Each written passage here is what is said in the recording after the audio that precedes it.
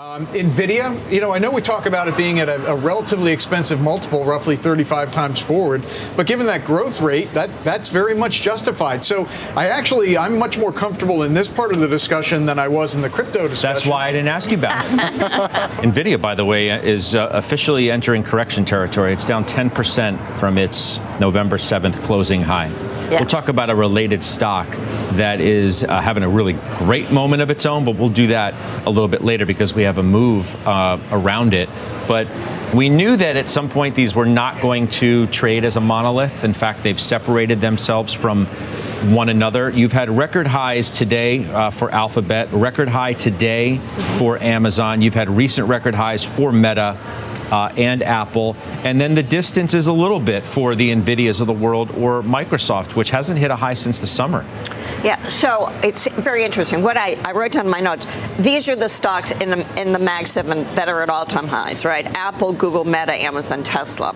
And what isn't on that list is Nvidia. So all of the talk we've had over the last few months about the market broadening, the market did broaden in the third quarter. It's not broad in the fourth quarter. We have a little chart if you want to show it. I mean, we've really gotten to a point where 76% of the market gains are back in the Mag 7. Take us through this. What did you want to show? Yeah, so what you see is that in the second quarter of this year, we went from the Mag 7 represented 110% of all the gains in the S&P. The other 493 names were down.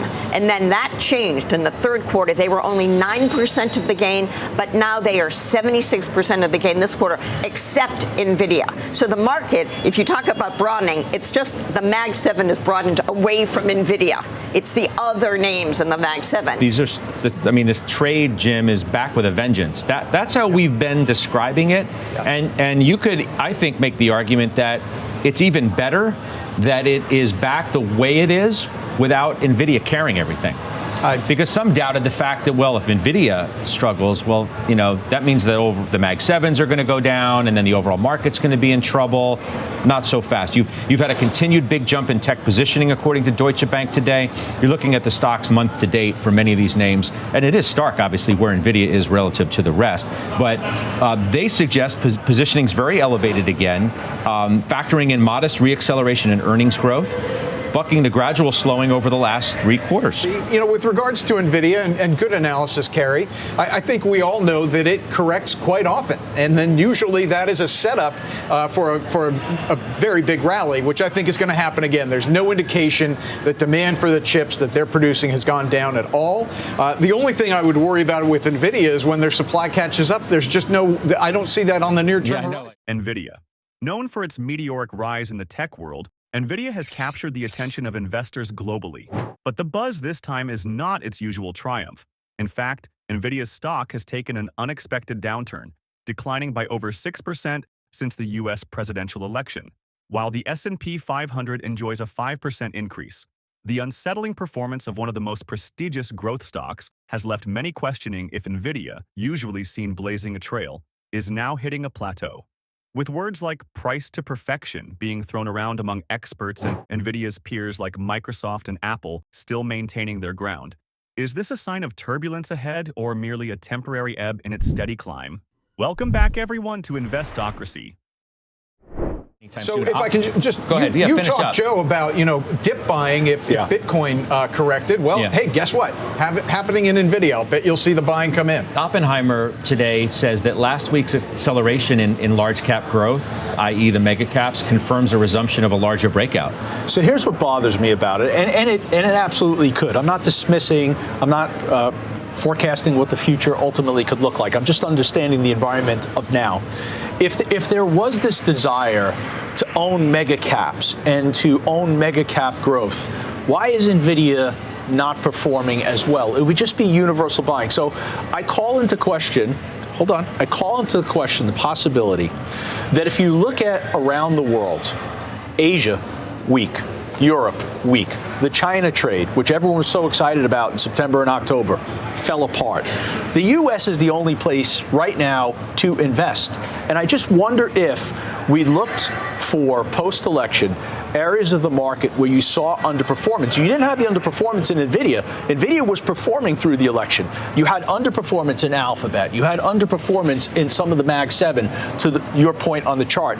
And I wonder if that's what's going on. I wonder if the reason why S&P growth is up 4% this month and S&P value is down 3% is more a fact of money just trying to find a home in the places that in the third quarter didn't see the strong outperformance. I think it's mostly regulation. I think the stocks that were hurting, like Google, even people thought about, maybe coming after Apple.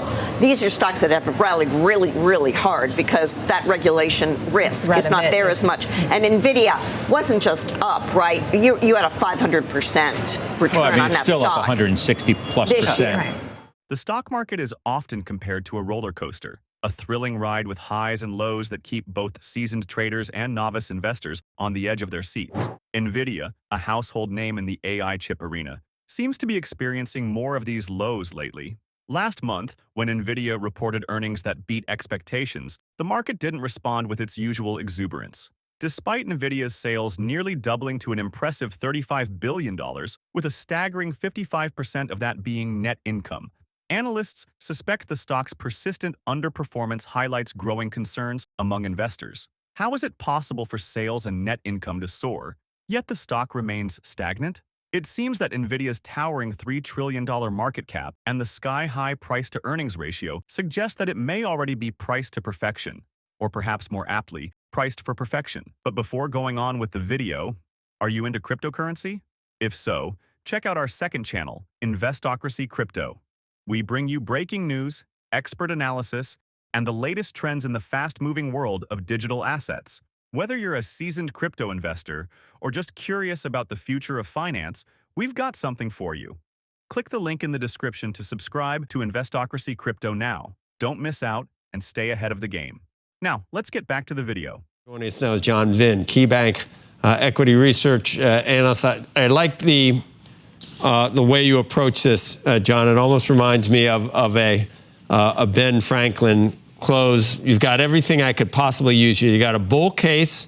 You give me what your bullish fiscal year 26 earnings per share estimate is and what a premium multiple would look like. And then you give me the reasons why. And you've also got a bear case with a lower multiple and a much lower earnings per share estimate. So nobody really knows. And you've given me a lot of reasons for both. What you finally come to, though, is that you're overweight the stock with a price target of 180. Let's go over some of the bull and bear case.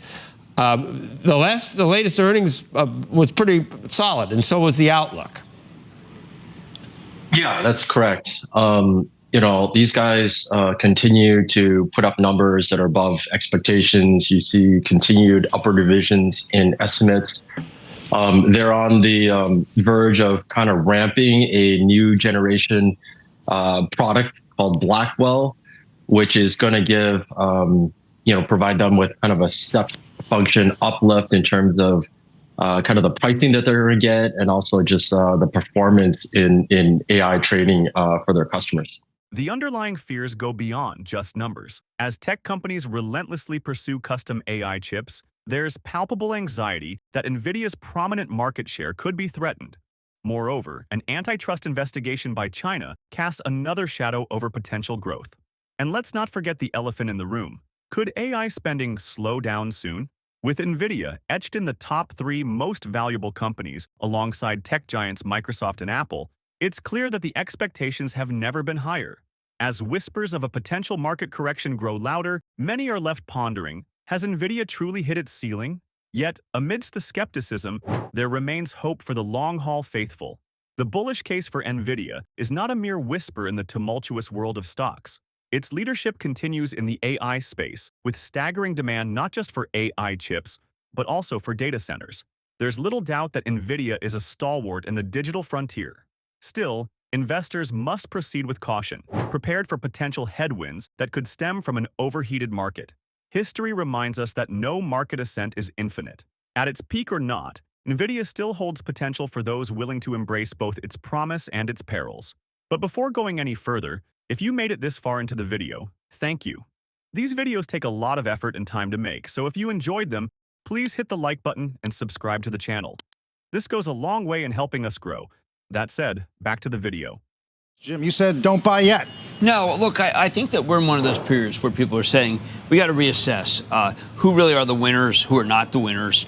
The Broadcom numbers on Friday, they were astounding. The gain that we had made people think, well, wait a second, maybe Broadcom's the right one. Now, it was more the outlook, Jim, wasn't it? It wasn't the numbers themselves. Oh, no, the outlook was amazing. Talking about 2027, though. Well, that's a long-term view because they have a clear window. Matt Murphy last night on Mad Money, Marvell Tech, saying the same thing. I think that there is some confusion. If you ask Matt Murphy, which I did, about where does NVIDIA stand, he goes, look, NVIDIA's still the number one. It's just that there's room for everybody. They don't necessarily, Broadcom does not necessarily displace NVIDIA. Broadcom is part of NVIDIA, so is Marvell. It depends on who you're using. Marvell is Amazon Web Services. These big hyperscalers have decided, you know what, we want one GPU company, which is NVIDIA, and then we need to have custom silicon, which burns less hot and is cheaper. So there are three. They're not zero-sum. However, I think there are people who say, you know what, I got to get off this horse. It's going down. There is not much more to it, David. No, you have to wait Jim, till GTC. I had similar conversations this morning. In fact, not a zero-sum game. Look at that. I did not speak to his. No, we did not talk. I don't we even talk to. We don't. We make sure not to talk to the same. No, people. we actually do. I had no idea. In this unpredictable market landscape, Nvidia continues to beckon investors with promises of cutting-edge innovation and growth. Yet, savvy investors know that success is layered with patience and informed risk management. Nvidia's current stock position, although troubled in the short term, holds substantial allure for those with an eye on the future. It remains an industry leader, and its foundational strength in AI technology cannot be overstated. Given current forecasts and trends, Nvidia could potentially rise above the noise, rewarded with growth in the forthcoming seasons. This presents an invitation to the discerning investor. Are you prepared to weather the storm for potential reward? As the narrative unfolds, Nvidia's market journey continues to captivate and challenge stock watchers worldwide. Does any company truly run out of room to grow, especially one so steeped in innovation? Where do you stand on the great Nvidia debate? Will you shy away or stand firm in the belief of its long-term value? Your perspectives and predictions, dear viewer, are part of this dialogue. And finally, if you would like to know what companies like Nvidia have been up to these past few days, go ahead and click on the next video on your screen. See you there.